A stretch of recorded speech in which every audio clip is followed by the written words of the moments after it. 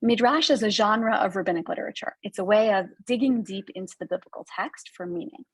Some of it is quite early and dates as early as the Tannaitic period, the time period of the Mishnah. Some of it is much later into the medieval period. There are two basic genres of Midrash when we talk about that as a corpus. There's Midrash Agadah and Midrash Halacha. I think Midrash Agadah is the more famous, so maybe I'll start with the Midrash Halacha. Both of them kind of aim to fill in gaps in the text. If you're someone who spent some time, hopefully on Sefaria, reading through the Torah, reading through the Bible, then maybe you know that the text of the Torah can often be quite cryptic, kind of leaves out details where you wish there were more, or leaves out context where you wish that you could get a little bit more texture on what's going on. And so Midrash Halacha creates the legal context for laws. It is what allows us to derive laws, legal principles from the biblical text. And Midrash Agadah gives us those stories, fills in the gaps in the stories. So you have a story, let's say, about Abraham and Sara, or any character you could imagine, about Moses. And it's like, oh, I just wish that I had a little bit more color on that story.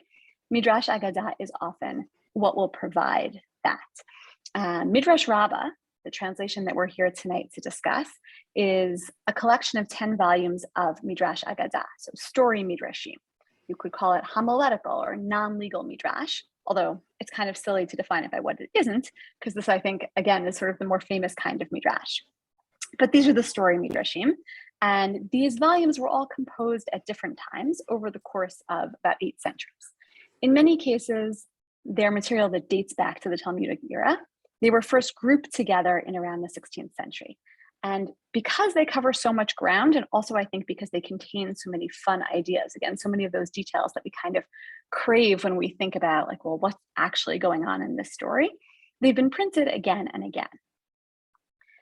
My very first job ever for Sefaria was to make a list of the top 10 books that Sefaria should add to the site in both Hebrew and in English. True story, that was April of 2013. And it was a great first task because it was a really, really easy job, because Sefaria had almost nothing on the site at the time. I think we had maybe the Bible in Hebrew and in English. It was the JPS 1917. We had Mishnah. Maybe we had the Talmud. I don't even remember. Really not a lot. And so it was very easy to build out that list of 10 texts. And then I did it, and I felt so proud of myself. And then they said, okay, now give us the next top 10 and the next top 10 and the next top 10. And I'm really pleased to say that the task has become more difficult over time. As our library has grown, as we've added more texts, as we've had to think harder about what Sefaria's audience really wants to learn. You're always welcome to share your suggestions with us in the chat now, via hello@sefaria.org. You can email me. We really value your feedback and your suggestions, because at some point it is really a judgment call to think about what needs to be on Sefaria's site. As we added books, it became more and more clear that part of Sefaria's mission was to provide not just individual works, but a really rich textured experience of learning Torah. And for me, one of the great pleasures of learning a piece from the Bible is being able to open up a midrash and dig into the rabbinic tradition around the text. So we knew that we had to make the midrash available. We knew we wanted it linked to the biblical text, and we knew that we wanted to make it available in English. And the challenge was going to be working with a publisher to make the text available on Sefaria so that it would be freely available to all. And when it became clear that we didn't have an interested partner on the publishing end, Sefaria decided to commission our own translation.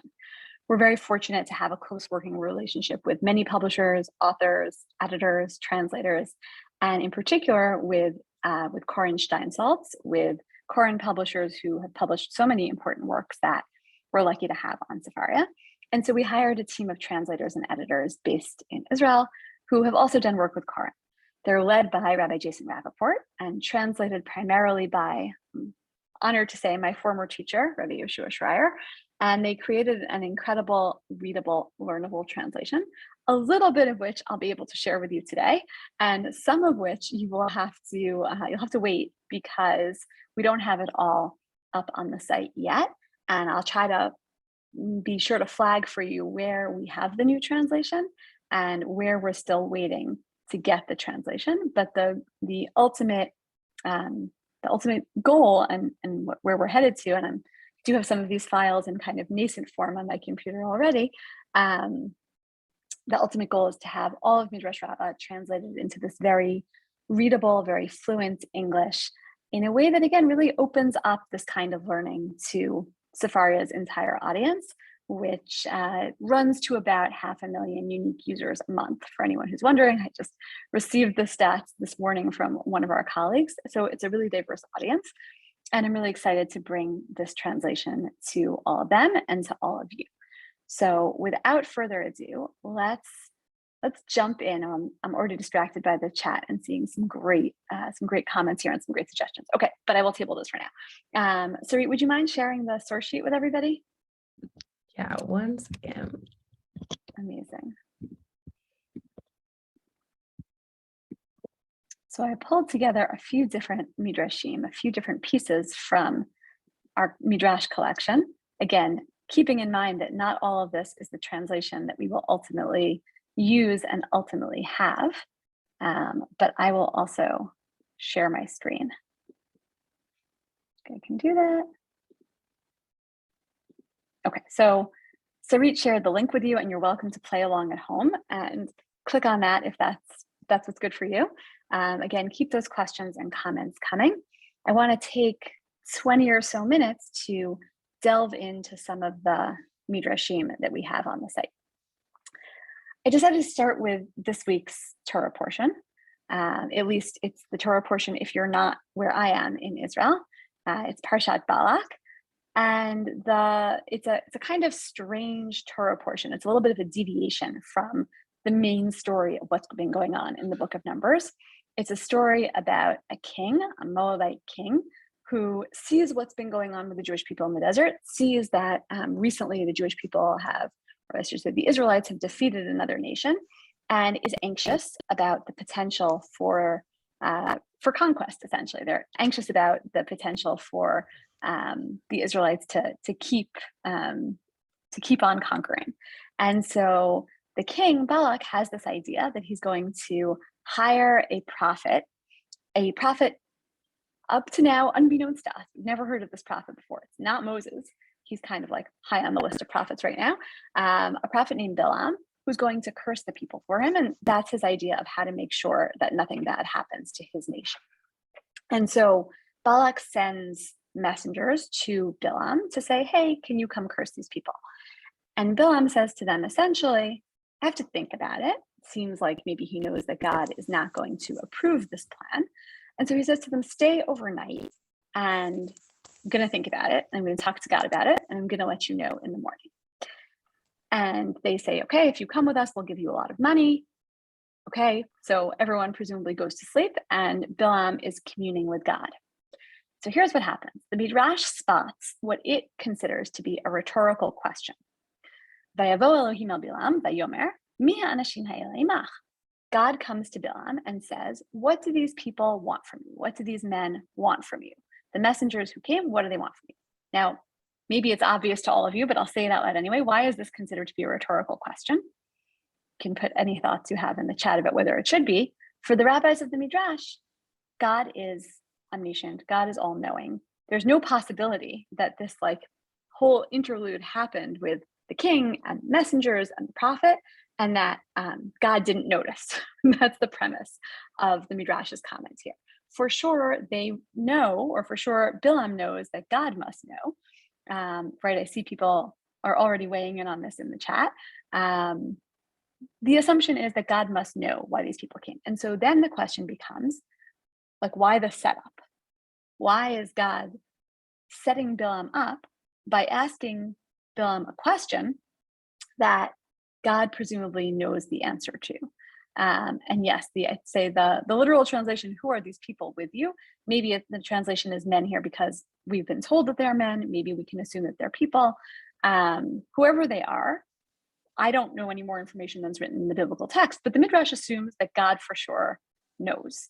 If you guys have other Midrashim you love on this, feel free to put them in the chat. So here's what the rabbis of the Midrash have to offer. And you'll notice, or I noticed, that I think this is an inferior translation. I touched it up a little bit. This is what we have on the site right now. Whoops, even with some typos in it.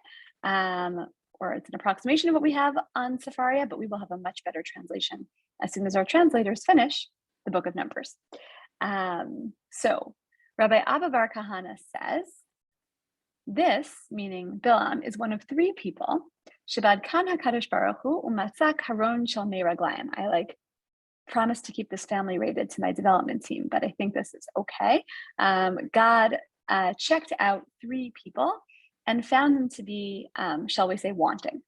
And maybe there's other euphemisms that would be used in other languages, but three people that God found to be wanting in this way, found to be a carriage of urine is the English translation here. Cain, Chizkiah, Ubilam. I'm not going to talk about all three examples, but they are Cain, so Cain, Chizkiah, we won't talk about him this time, but you can click on the links to look him up, and Bilam, our character here. Why were these people, or in what way were these people found to be wanting? So each one of these three characters gets asked what is essentially a rhetorical question. And if this rhetorical question, again above, right, who are these people? If this one doesn't jump out at you as super famous, maybe this one will be more familiar. Cain, in the book of Genesis, famously kills his brother. His brother is Hevel, unclear what goes wrong there. Cain and Abel, first murder in all of history. And God comes to Cain and says, "Ei Hevel achicha, where is Hevel, your brother?" A kind of famous question with a famous response. Of course, he responds and says, "Hashomer achi anochi, am I my brother's keeper?" And it's clear, I think, to all involved that that was the wrong answer. So what the Midrash says here is that when God spoke to Cain in this way, Bikesh lahatot kivyachol, Hevel was trying to kind of deceive God as if that were possible by saying, "Oh, I don't really know." Hayat tzarich lomar, what Cain should have said was, "Ribono shel olam, master of the universe, the hidden things and the revealed things are revealed in front of you. And you ask me about my brother?" That would have been the appropriate response. And instead, it's kind of special chutzpah, maybe an early manifestation of chutzpah in the Bible, that what he actually says is, "I don't know, why are you asking me about my brother? Is that my problem?" And it is special chutzpah, not just because it is actually kind of like a obnoxious response, but because the assumption should have been that God already knew the answer to that question and that this was a leading question. And so too, I'm going to skip down a little bit. Bilam should have said the same thing. Likewise, Bilam the evildoer, at the time that Balak sent to him, the Holy Blessed One said to him, "Who are these people with you?" Oh, who suggested that translation, right? That's basically the translation, right? Who are these people with you? And what should Bilam have said? "Master of the world, everything is revealed in front of you. There's not anything hidden from you, and you ask me." And instead, Bilam gives a response that I think doesn't initially strike us as being as chutzpahdik, as, if I can use the technical term, as chutzpahdik as Cain's response, because it's honest, right? It's more honest. He's not lying. He actually tells the truth. Balak, the son of Beor, king of Moab, sent to me. He's just telling it to him as it is. But from the perspective of the Midrash, from the perspective of the rabbis of that time period more broadly, God obviously knew. It was Bilam's job to recognize that God knew. It was Bilam's job to recognize that God was asking this question for a reason, and that reason was not informational. This was not the who, what, when, where, why that God was looking for. God was looking for something deeper, and Bilam essentially failed that test, as it seems God knew that Bilam would. And so that noticing, which is, I think, typical of the Midrash, it's typical of the Midrash to be really close readers of the biblical text and to just look really closely at what exactly is going on there. And also to be able to read text in one place in conversation with text in another place. That's also kind of paradigmatic of the Midrash.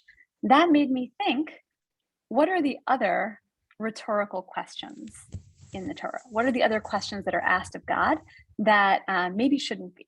So first of all, here's the parallel passage in Genesis, commenting on two other rhetorical questions, actually. And in this version, there are four people who God compared to a jug of urine. the number's going up. First we had 3, now we have 4, and we're adding to the list. And in addition to the initial 3, Adam. Adam, the first human being created, is also on that list. And if you want, I'll pause for a second while you think to yourself, right? What are some rhetorical questions that, or seemingly rhetorical questions that Adam asked, or that God asked of Adam, where Adam should have known the answer? There's actually there's more than one. I'll give you that hint. There's at least 2 by my count.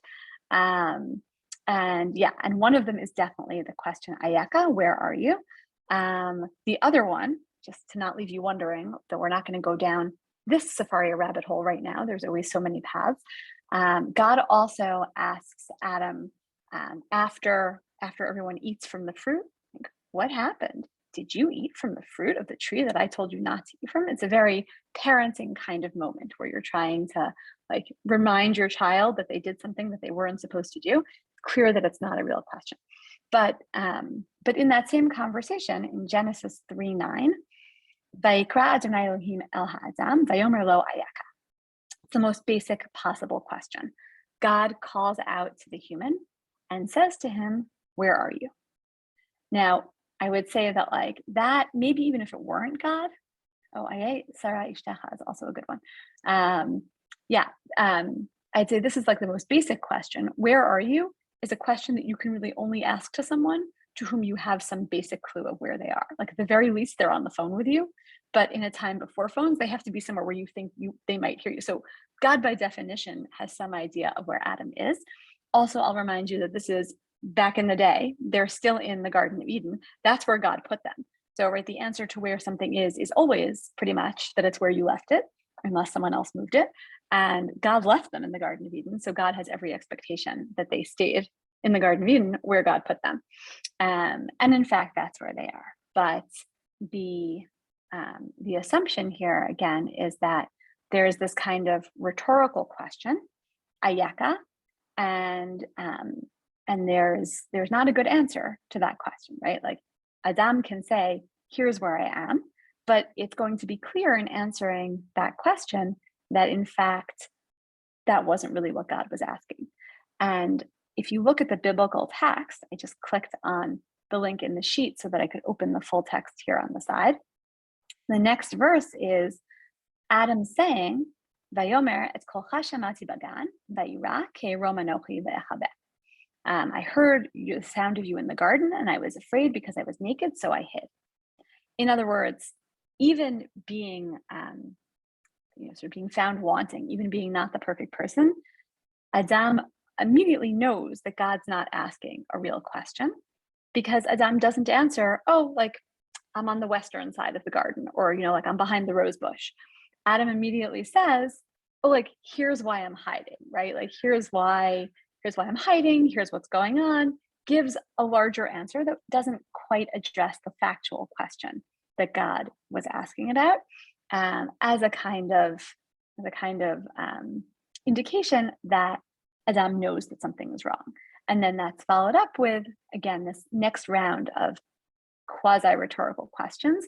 Who told you were naked? Did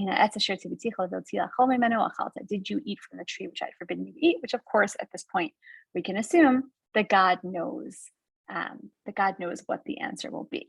I see a few people have written that, right, God knows all the answers, and maybe God wants to know how humans will answer. And I think that's part of what the Midrash is saying.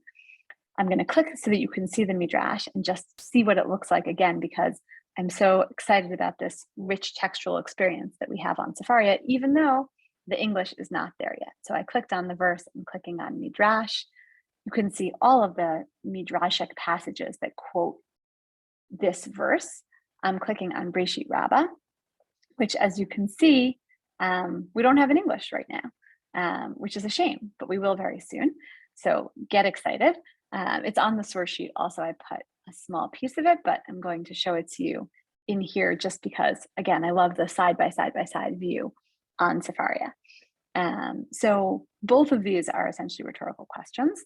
And the Midrash, picking up on this, talks about this word, ayaka, this word that means where are you? If anyone has a different translation to suggest, feel free. I think it's pretty similar in all of the many translations that Sefaria has. God says, where are you? But the word as it's written in the biblical text, if you were to look at a Torah scroll, here, let's do it this way, would look more like this. And I just clicked to turn off the vocalization of the text. So you can see it's not exactly what it would look like in a Torah scroll. It's minus the scribal arts, but this is basically what it would look like in a Torah scroll. It would just be these Hebrew letters without nikud, without the vocalization that allows you to determine how to pronounce this word. And without vocalization, I might read this word as echa, which is a different question word, a different kind of word that we typically associate with the book of Echa, the biblical work, the Megillah of Echa, the book of Lamentations. And the Midrash responding to, in this case, not just the way we read the text, but the way that we write the text. But I'm going to turn the vowels back on in case that's annoying for anybody. The Midrash is responding to that. And so the Midrash says, Ma Adam Harishon, Hichnasti l'toch Gan Eden. Just as I took the first human being and I put that person into the Garden of Eden, the tzivitiv, and I gave that person a commandment, the avar al tzivui, and that person transgressed against my commandment, the dan tioto b'shiluchin u'b'gerushin, and I then judged that person with expulsion and exile. Right? The punishment, the ultimate punishment for this eating from the fruit of the tree illicitly, is that people are sent out of the Garden of Eden. People are placed elsewhere in the rest of the world for the foreseeable future. And the Midrash says, "V'konanti alav echa," and I lamented, I wailed over this person, echa. So instead of reading this word as ayeka, where are you? A question that God asks, but a totally unnecessary question, again, from the perspective of Midrash, this can be read as God actually lamenting.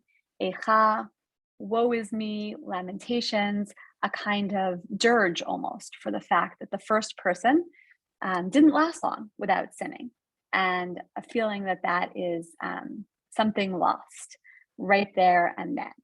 And then the analogy is made as the Midrash goes on to basically the same situation that happens much later in Jewish history. Af banav hichnastim la'eretz Yisrael. So too, the descendants, the children, I, God, brought them into the land of Israel. V'tzivitim, and I commanded them, I gave them commandments. V'avru al hatzivui, and they transgressed.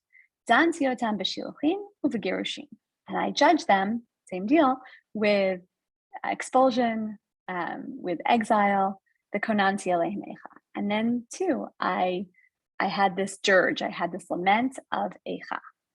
And that, of course, brings us to the book of Echa, Megillat Echa, the work that is most closely associated with the destruction of the temple. And the translation of that Midrash, again, another volume in the set of Midrash Agadah, of Midrash Rabbah. We've just put it up recently on Sefaria. So for that, I will click directly into the site. And there's this connection. Actually, maybe I'll first take you just quickly to the beginning of the Book of Lamentations, so you can see what that looks like in context, because we also have multiple translations, of course, of the book itself. And this is our holiday that's coming up most immediately. So you can see that the book begins with the word Echa. The translation here is alas. So again, woe. It's an expression of lamenting, of sadness. And without that punctuation that we talked about earlier, again, it's the same as the word ayeka. It looks the same. But in this case, the context is clearly lamenting for the destroyed city of Jerusalem, lamenting for the fact that that things have not worked out according to plan, and that the people are being exiled. So now we can look at the new translation of Echa Rabbah, of Midrash Rabbah on the book of Echa. Long story short, you can read it on your own in Sefaria. It's a really sad work. It's a really sad Megillah of just images of destruction, and again, really starting from this place of the people have done something wrong, And as a result, there's been chaos and destruction. And the end kind of tries to return to a little bit of hope. And so I'm going to open Eicha on the side here also, so you can see what it looks like side by side. Oops. Here we go, Lamentations. So there's this piece at the end of take us back, right? Don't leave us forever.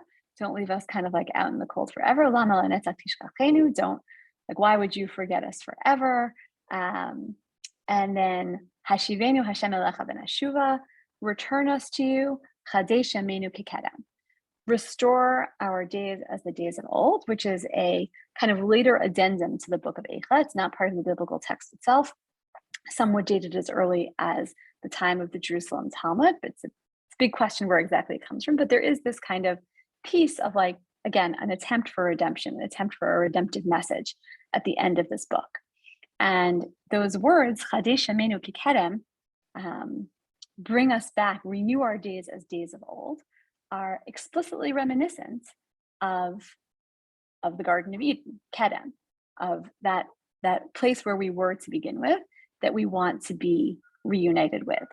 And the Midrash says, Chadesh yameinu kikedem ka'adam harishon, just like the first human being that was created, and then explicitly reprises this Midrashic theme. Kema da'at amar, vayigaresh et ha'adam, vayashken mikedem legan eden. That people were, the first human being was exiled and lived to the east of Eden, to quote another famous phrase. And so this idea is we're going to go back to Edenic times. We're going to go back to the way things were at the points at which we have sort of gotten past all of this destruction. And again, the Midrash is reading all of this into a few simple words that appear in the biblical text. So the word Eicha and Ayaka is that question word that gets kind of reprised.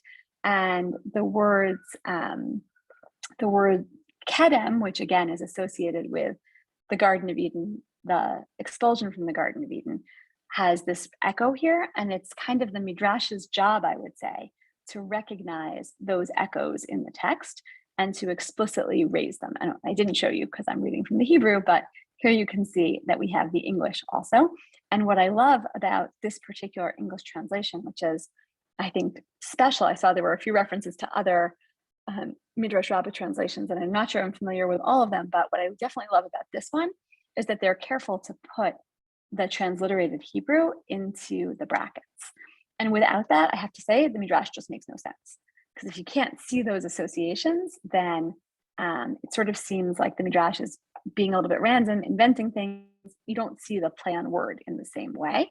And so I love that about Sefaria's new translation, that you can really get the full extent of the blessing of Chadesh yameinu kikedem, may our days be renewed as the days of old, instead of just being, it's a redemptive message. It's always a redemptive message. It comes again at the end of this terrible book, but it has all these echoes of a much deeper kind of redemption. It's not just the redemption post-destruction of the temple. It's not just the redemption of coming back after exile, after this one exile or these two exiles from the land of Israel after the destruction.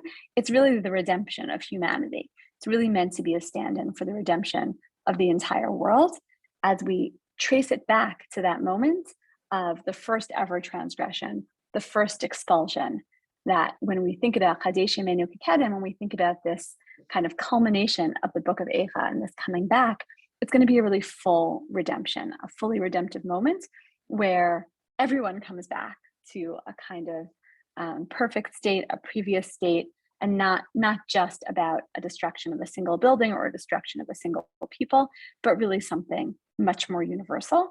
And I feel that that's a worthy blessing that the translation of Eicha Rabbah brings us all for this upcoming, I don't know if you want to call it a holiday, but for this upcoming fast of Tisha B'Av. So I hope I've given you a little bit of a taste of what our Midrash Rabbah translation can offer.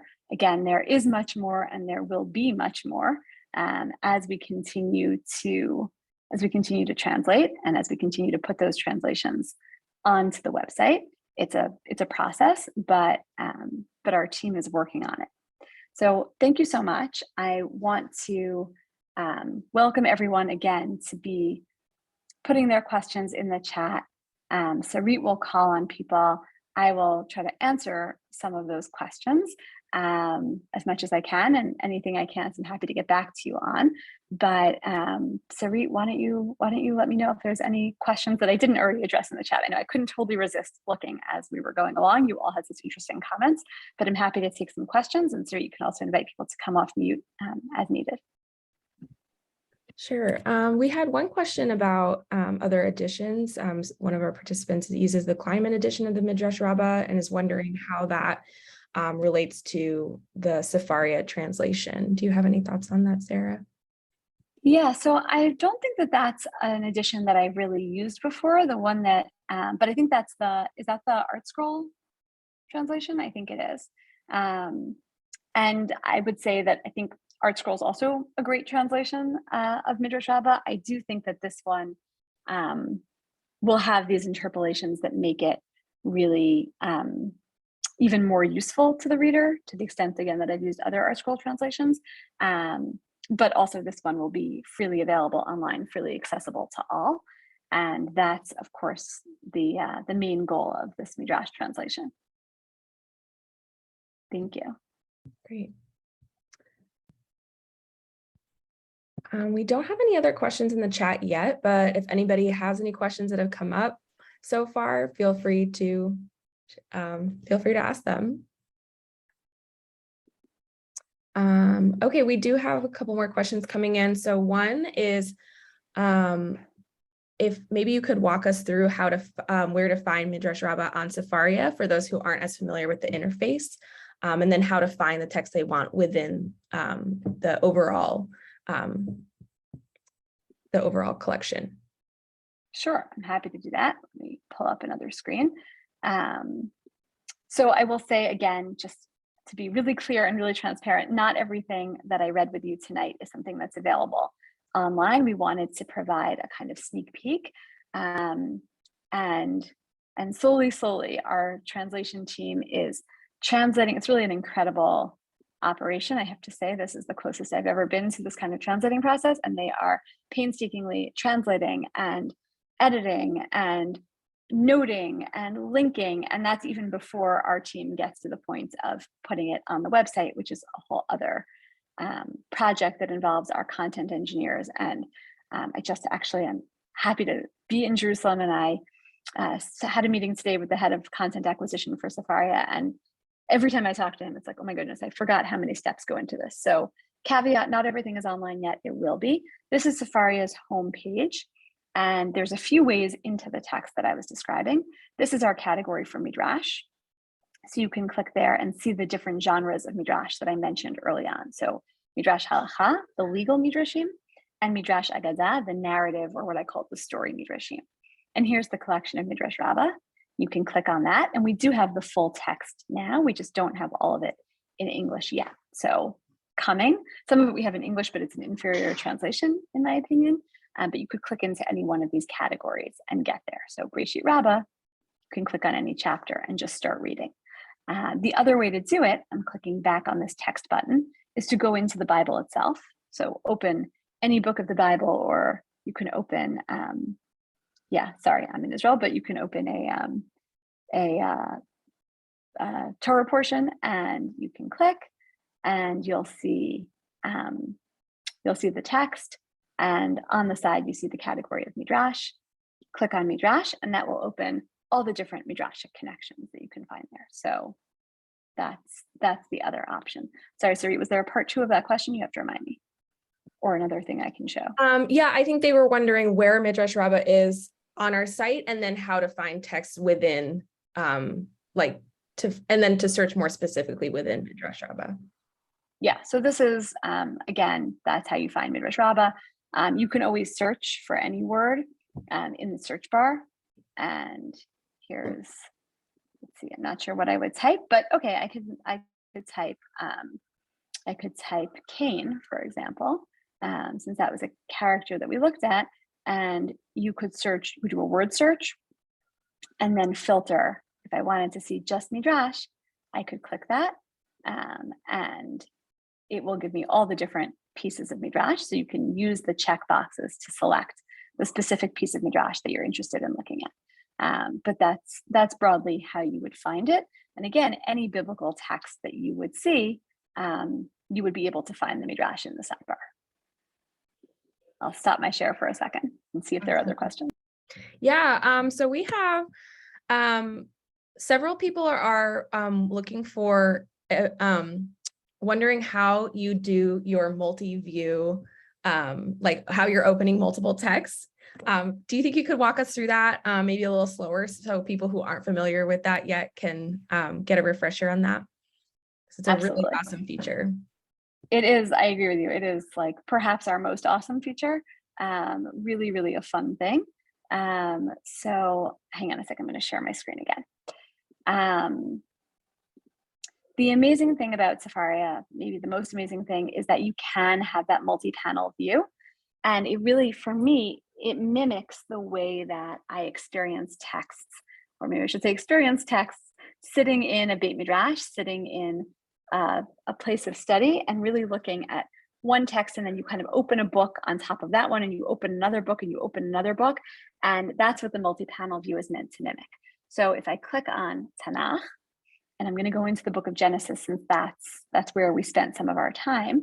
I just sort of randomly picked a chapter. Anytime you click on a verse or any text, I just happen to be in the Bible, you'll get this sidebar view. And when you click on a text in the sidebar, for example, Midrash, so it opens up all of Midrash. I'm going to click on Midrash Rabbah, and I'm going to, now I can read Midrash Rabbah side by side with the text. If you want to open this text fully, scroll down till you see the word open, and then you'll see those two texts side by side. But I mean, I didn't go that far. I didn't get that deep down the Sefaria rabbit hole this time, but I can't resist saying, if I click on this text, the Midrash, I'll see the texts that are connected to that. And what's interesting about Midrash is that even though it's always building off of a particular verse and a particular kind of location within the Bible, it's very associative, and it will often bring in verses from other places. So you can see that even though I started from the book of Genesis and I opened the Midrash on Genesis, there are other verses in the Bible from other places in the Bible that are quoted in this Midrash. And so if I'm thinking to myself, well, like I'm in Genesis, I really don't remember what was happening in the book of Judges, you can click on that to open it. And again, click on open to open it in full. And this is how many windows or panels my screen will accommodate, but you can really just keep on clicking. It will eventually kind of, move panels like off to the side, but you can just keep opening. And so that, I think, again, is kind of one of Sefaria's most amazing features, and really allows you to do these kinds of deep reading of texts. But again, without the English, we know that it's limited in terms of audience. And so it's really important. It's probably might be the most extensive thing that we do, and also in some ways the most important for Sefaria to be able to provide these translations in English. So thank you for the question.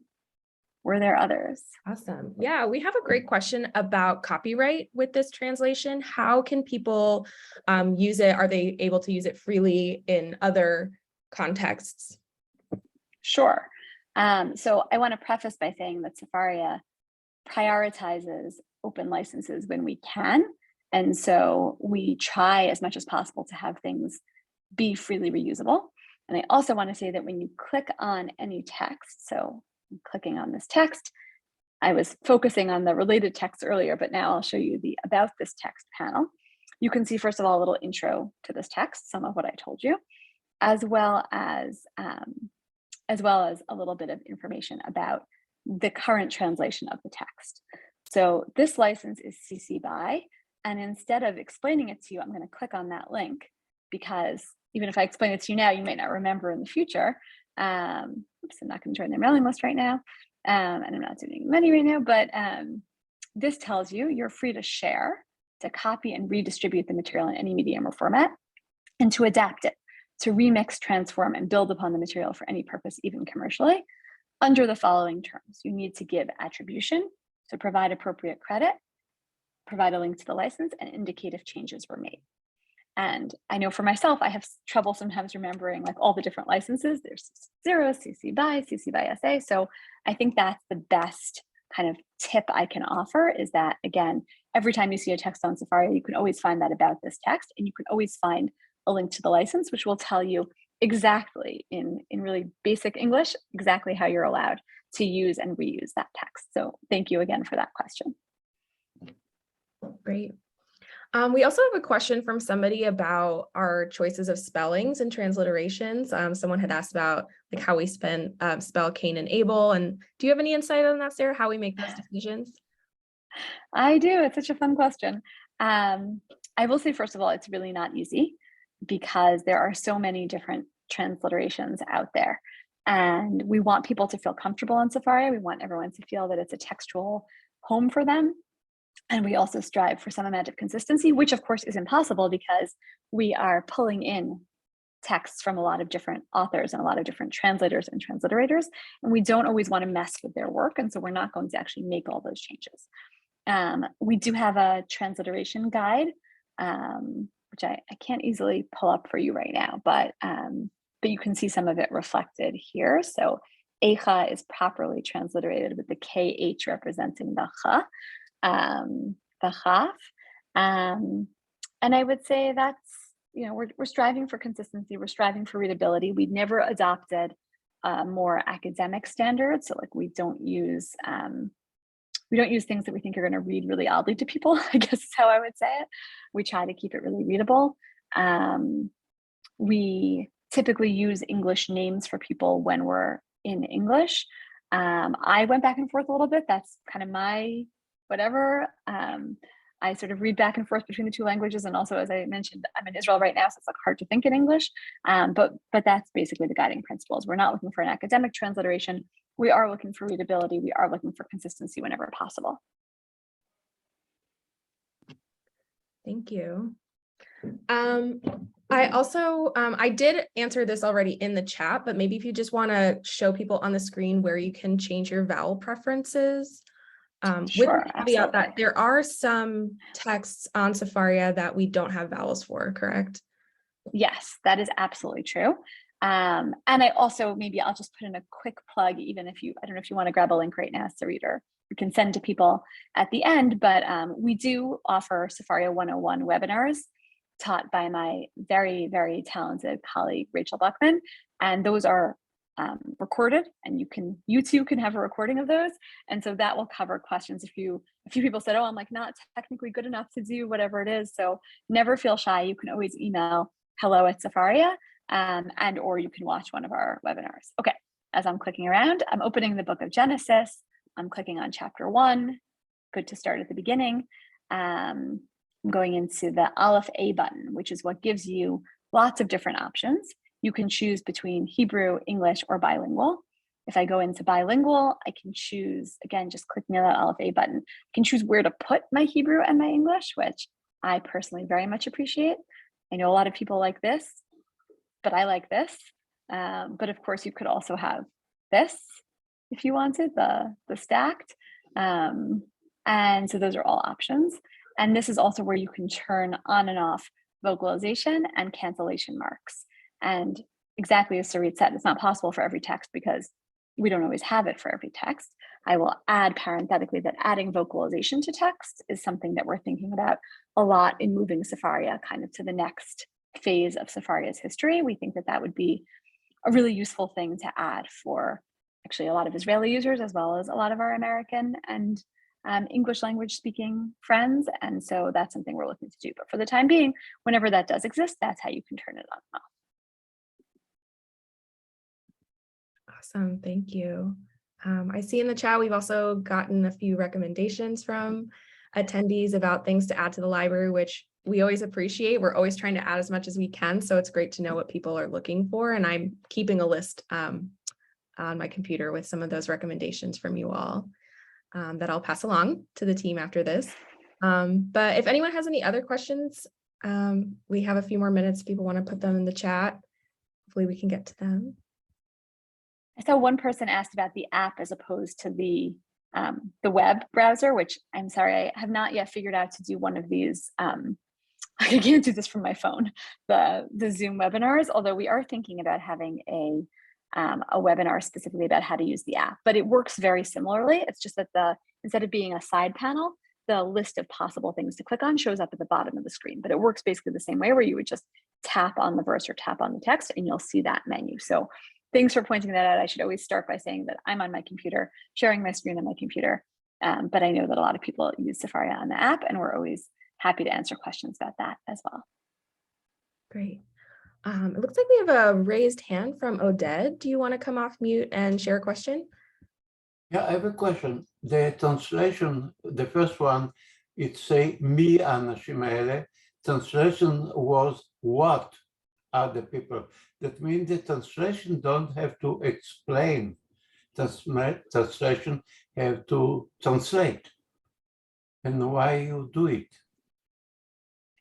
The translation. Translate, in the first example you brought, it's a mi anashim, who. But Right. the translation become what? Translation becomes what? You're saying that the Midrash kind of takes it in that direction? So when you somebody translate it to English, they have to keep the original meaning, not try to explain it in one way or the other. Yeah, I think it's a question about how literal the translation what is. do these men want to do? I see. Mihan Hashim Ha'ela. I got it. Yes. Yeah. Right, exactly. It's a question of how literal the translation is. Sefaria has multiple translations of the Torah, and you can kind of click through. I think it's a really interesting question that comes up with translation, right? Is sort of what's the truer translation? The one that translates the words the most literally, or the one that gives you a broader sense of the text? And people feel really differently about that. We actually, last year, we received an email from a class of second grade students at a day school in North America, telling us that our translation of the beginning of Genesis was incorrect. And we actually organized a webinar for the second graders and encouraged them to discuss with us why our translation, and in that particular case, the JPS 1985 translation, was incorrect according to what these students had learned from their Mora, from their teacher in school. It was a great conversation, and I think all involved kind of learned a lot about both the biblical text and the art of translation. So absolutely, there's always more than one way to translate something. You might want to shop around and see which other translations you can find on the site. Thanks. Is there one more question I can take before we wrap up? I think we've covered everything in the chat. Okay, great. Yeah. Amazing. In that case, I'll just thank you all again so much for coming. I really enjoyed the opportunity to have these conversations with you. Again, just to review some basic information before I wrap up. So we do have these webinars that we do frequently, and you're welcome always to check those out. Really happy to be able to offer those, and yeah, just happy to have you all tune into those whenever you want. We're again always happy to hear from you. So happy that you all have joined us tonight. And again, I'm really passionate about Sefaria's mission, and I'm really grateful for the support of all of our many donors who make these translations possible, make all of this possible. Without you, we really wouldn't be able to do this work, which is, again, very time consuming, very labor intensive. And we're really grateful to have all of you as partners in this exciting work.